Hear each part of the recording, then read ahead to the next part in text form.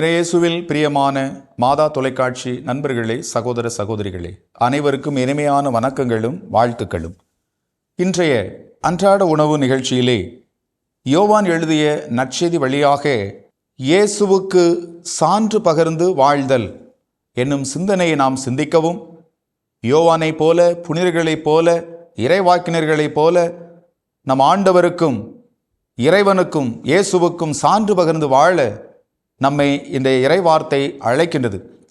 இயேசு கிறிஸ்து சொல்லக்கூடிய அந்த சான்று, இயேசுவை பற்றிய சான்று நாம் பார்க்கக்கூடிய வேளையில் கடவுள் சான்று பகர்கின்றார், இறைவார்த்தை சான்று பகர்கின்றது.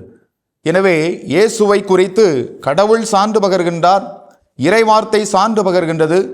ஆனால் அதை ஏற்கக்கூடிய மனநிலையில் பரிசேயர்களும் சதுசேயர்களும் இல்லை என்பதை இந்த நற்செய்தி பகுதி நமக்கு எடுத்து கூறுகின்றது. யோவான் எரிந்து சுடர்விடும் விளக்காக இருக்கின்றார்.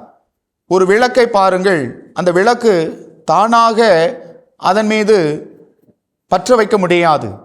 இன்னொரு விளக்கு அதற்கு கடன் கொடுக்க வேண்டும் என்று சொல்வார்கள். எனவே ஒரு விளக்கு எரிய அது இன்னொரு துணையை தேடுகின்றது, இன்னொரு விளக்கிடமிருந்து கடன் வாங்குகின்றது. எனவே யோவான் எரிந்து சுடர்விடும் விளக்காக இருக்கின்றார் என்றால் அவர் இயேசுவிடமிருந்து ஒளியை அவர் கடன் வாங்குகின்றார். எனவே அவர் தானாக எரிந்து சுடர்விடவில்லை, அவர் தானாக பற்றி எரியவில்லை.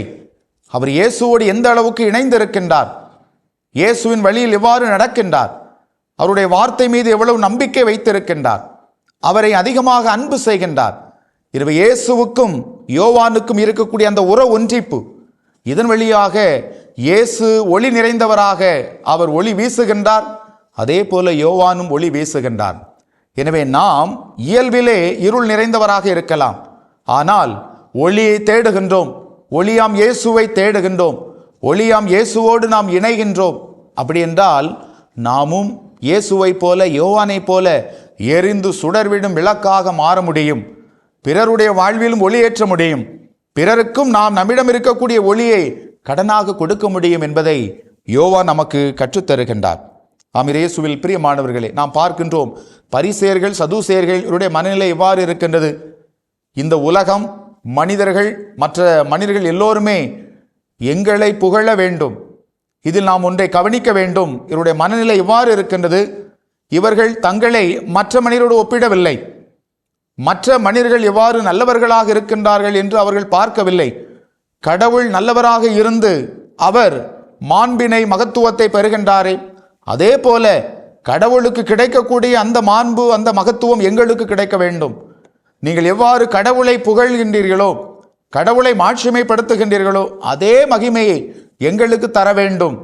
எனவே கடவுள் நிலையில் இவர்கள் தங்களையே வைத்துக் கொள்ளுகின்றார்கள்.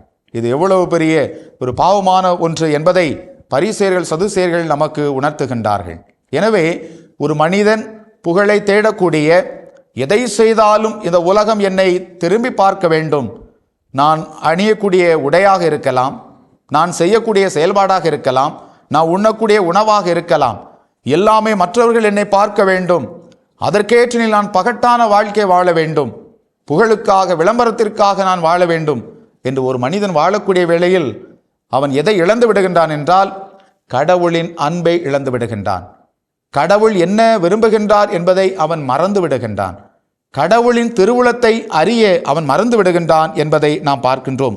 இதன் வழியாக கடவுள் அவனோடு பேசக்கூடிய அந்த நிலையையும் அவன் இழந்து விடுகின்றான். எனவே இது எதை நமக்கு உணர்த்துகின்றது?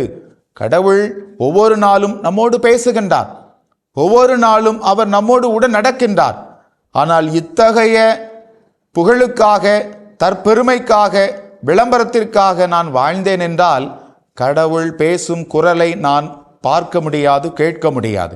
எனவே நம்முடைய வாழ்வில் கடவுள் நம்மோடு பேசுவதை நாம் காணவும், அதற்கு நாம் தாழ்ச்சியோடு எளிமையோடு வாழவும், நம்மை ஆண்டவர் முன்பாக நாம் அர்ப்பணித்து வாழவும் முயற்சி எடுப்போம். இறைவன் என்றென்றும் வாழ்த்து பெறுவாராக. இயேசுவுக்கே புகழ், இயேசுவுக்கே நன்றி. மரியே வாழ்க.